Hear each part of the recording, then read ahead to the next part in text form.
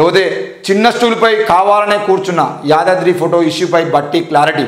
యాదాద్రి ఆలయంలో తాను కావాలనే చిన్న కుర్చీపై కూర్చున్నానని డిప్యూటీ సీఎం బట్టి విక్రమార్క క్లారిటీ ఇచ్చారు. తాను ఎవరికి తలవంచే వాడిని కాదని, ఆత్మగౌరవాన్ని చంపుకునే మనస్తత్వం తనదని తేల్చి చెప్పారు. యాదాద్రి ఫోటోపై ఆ ఫోటోతో కావాలనే ట్రోల్స్ చేస్తున్నానని ప్రతిపక్షాలు ఫైర్ అయ్యారు. అయితే ఆత్మగౌరవం చంపుకునే వాడిని కాదు అని చెప్పేసి చెప్తున్నటువంటి బట్టి విక్రమార్క ఎందుకు మరి కింద కూర్చున్నావు? ఏడ కుసకపోతే ఏమవుతుంది? ఇప్పుడు వాళ్ళు నలుగురు పైన పీటలు వేసుకొని మంచి కుర్చీలు వేసుకొని కూర్చున్నప్పుడు నువ్వు కింద కూర్చోవాల్సిన, కింద చిన్న పీట మీద కూర్చోవాల్సిన అవసరం వచ్చింది?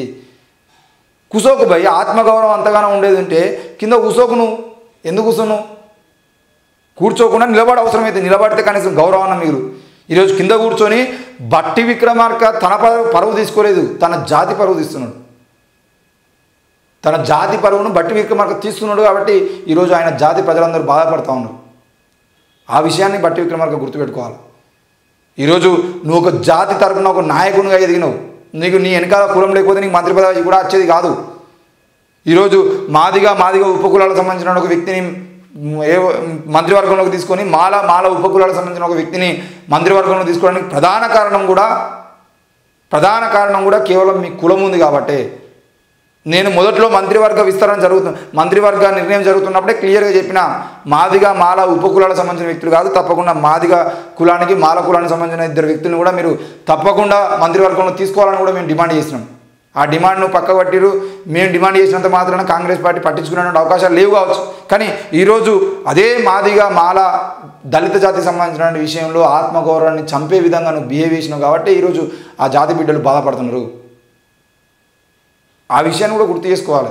ఈరోజు ఆర్ఎస్ ప్రవీణ్ కుమార్ అయినా, విశారదనైనా, లేదు అంటే కాంగ్రెస్ పార్టీ మనం బీఆర్ఎస్ పార్టీలో నుండి నాయకులు అయినా ఎందుకు బాధపడుతున్నారు అనే విషయం కవిత ప్రెస్ మీట్ పెట్టిందనే విషయం కాదు ఇక్కడ చూడాల్సింది. క్లియర్గా నువ్వు కింద కూర్చోవడం అనేది ఒక జాతిని ఇంకా కింద కూర్చోబెట్టే విధంగా తయారు చేస్తున్నది.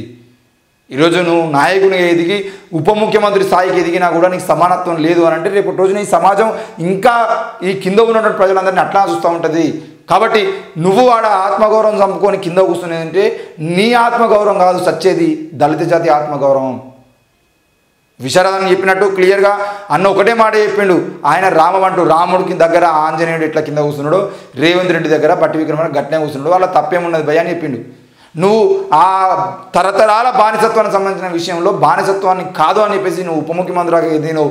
నువ్వు బానిసత్వ సంఖ్యలను దించుకున్నావు అని చెప్పేసి మేము డైలాగులు కొడతా ఉంటే నువ్వు ఆ బానిసత్వ సంఖ్యలను దించుకోవడం కాదు కదా, ఇంకా బానిసత్వంలోకి ముందుకు పోతూ మళ్ళా ప్రెస్ మీట్ పెట్టి మరి నేను బానిసత్వం కాదు, నేను ఆత్మగౌరవాన్ని చంపుకోలేదు, నేనే కావాలని కూర్చున్నా అని చెప్పకపోతే రేపు పొద్దుగాల నీ మంత్రి పదవి ఉండదనే బాధ నీకు ఉన్నది.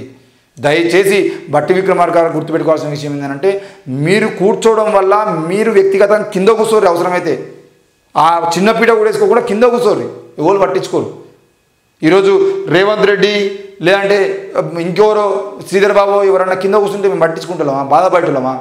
నువ్వు ఒక కులం తరపున, ఒక జాతి తరపున, ఒక వర్గం తరపున నాయకునిగా ఉన్నప్పుడు ఆ వర్గ ప్రయోజనాలకు సంబంధించిన విషయంలో ఏం జరుగుతుంది ఏందని చూసుకోవాల్సిన అవసరం ఉంది కదా.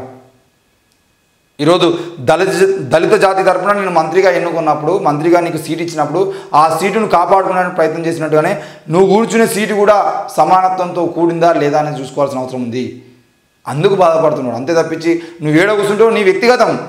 మీరు నలుగురు కలిసి మీటింగ్ పెట్టుకున్నప్పుడు మీరు ప్రజల్లో కాకుండా ఇంటర్నల్గా మీటింగ్ పెట్టినప్పుడు కింద కూర్చో అవసరం అదే. కానీ ఇక్కడ మాత్రం ప్రజలకు చూస్తున్నటువంటి క్రమంలో మాత్రం దాన్ని ఆత్మగౌరవాన్ని కాపాడుకోవాల్సిన అవసరం ఉంది. దయచేసి ఇట్లాంటివి రేవంత్ రెడ్డి ప్రభుత్వంలో మరోసారి జరగకుండా కూడా చూసుకోవాల్సిన అవసరం ఉంది. ఇకపోతే హైదరాబాద్లో ప్రపంచ వరి సదస్సు జూన్ 4 నుంచి జూన్ 6 వరకు ప్రపంచ వరి సదస్సుకు హైదరాబాద్ వేదిక కానున్నది. జూన్ 4 నుంచి 6వ తేదీ వరకు నిర్వహించనున్నారు. ఈ సదస్సులో 28 దేశాల నుంచి దాదాపు 500 మంది ప్రతినిధులు, శాస్త్రవేత్తలు, వ్యాపార సంస్థల ప్రతినిధులు, విద్యావేత్తలు పాల్గొనున్నారు. ఇకపోతే హర్యానా సీఎంగా నయాబ్ సింగ్ సైని ఖట్టర్ రాజీనామా చేయడంతో బీజేపీ దోస్తీకి బ్రేక్. ఎంపీ సీట్ల మధ్య కుదరని ఏకాభిప్రాయం. హర్యానాలో BJP Jannayak Janata party JJP మధ్య పొత్తుకు బ్రేక్ పడడంతో సీఎం పదవికి మనోహర్ లాల్ ఖట్టర్ రిజైన్ చేశారు. దీంతో కొత్త ముఖ్యమంత్రిగా నయాబ్ సింగ్ సైని బాధ్యతలు చేపట్టారు. ఇదిలా ఉండగా కురుక్షేత్ర నియోజకవర్గం నుంచి వచ్చే లోక్సభ ఎన్నికల్లో ఖట్టర్ బరిలో నిలుస్తారని పార్టీ వర్గాలు వెల్లడించాయి. మరి ఖట్టర్ పదవికి రాజీనామా చేసిండు. ముఖ్యమంత్రి పదవికి రాజీనామా చేయడానికి సంబంధించిన విషయంలో ఆయన రాజీనామా చేసింది కేవలం లోక్సభ ఎన్నికల్లో. మరి ఇక్కడ నుండి కురుక్షేత్ర నియోజకవర్గం నుంచి లోక్సభ ఎన్నికల్లో నిలబడడం కోసం ఆయన రాజీనామా చేసిందని చెప్పేసి కూడా వార్తలు వినిపిస్తున్నాయి. మరి అది నిజమే అయితే, ఒకవేళ కనుక అది నిజమే అయితే మరి రానున్న రోజుల్లో హర్యానాలో రాజకీయాలు మళ్ళీ బీజేపీతో కలుస్తాయా లేదని కూడా తెలుస్తుంది. మరి జేజేపీ పొత్తుకు సంబంధించిన విషయంలో ఈరోజు బీజేపీది ఎట్లా ఉంటుందని అంటే పొత్తు పెట్టుకున్న పక్క జరిగితే ఆ ప్రతిపక్షంతోనైనా పొత్తు పెట్టుకోవడానికి సిద్ధంగా ఉంటారు. ఎందుకంటే వీళ్ళకు 400 సీట్లు గెలిచేటువంటి దమ్ము బీజేపీ పార్టీకి లేదు. కాబట్టి ఎక్కడెక్కడ ఏ పార్టీలు, తెలంగాణలో కేసీఆర్ గెలుస్తారా, ఆంధ్రప్రదేశ్లో జగన్మోహన్ రెడ్డి గెలుస్తారా, లేదంటే చంద్రబాబు గెలుస్తారా, లేదంటే ఇంకో రాష్ట్రం పోతే ఇంకో రాష్ట్రంలో ఎవరు గెలుస్తారు, అక్కడ స్థానికంగా ఎంపీలు ఎవరు గెలుస్తారో వాళ్ళ ఆ పార్టీలతో పొత్తు పెట్టుకొని 400 సీట్లు తెచ్చుకోవడం తప్ప ఈరోజు బీజేపీ గ్రాఫ్ కనుక 2014 నుండి చూసుకుంటూ వచ్చేదంటే మొత్తం అదే ఉంటుంది. ఎక్కడా కూడా వాళ్ళు మొత్తం కూటమిగా కాకుండా పూర్తి స్థాయిలో అధికారాన్ని తెచ్చుకునేది లేదు. కాబట్టి ఈ విషయాన్ని కూడా మనం గుర్తుపెట్టుకోవాలి. రానున్న రోజుల్లో ప్రాంతీయ పార్టీలు ఏకమై ప్రాంతీయ పార్టీలు ఈ కాంగ్రెస్ బీజేపీలను కాదని కొత్త వ్యక్తులకు అవకాశం ఇచ్చేదంటే తప్పకుండా దేశం బాగుపడుతుంది. లేదు అని అంటే దేశాన్ని సర్వనాశనం చేస్తారు వీళ్ళు కలిసి.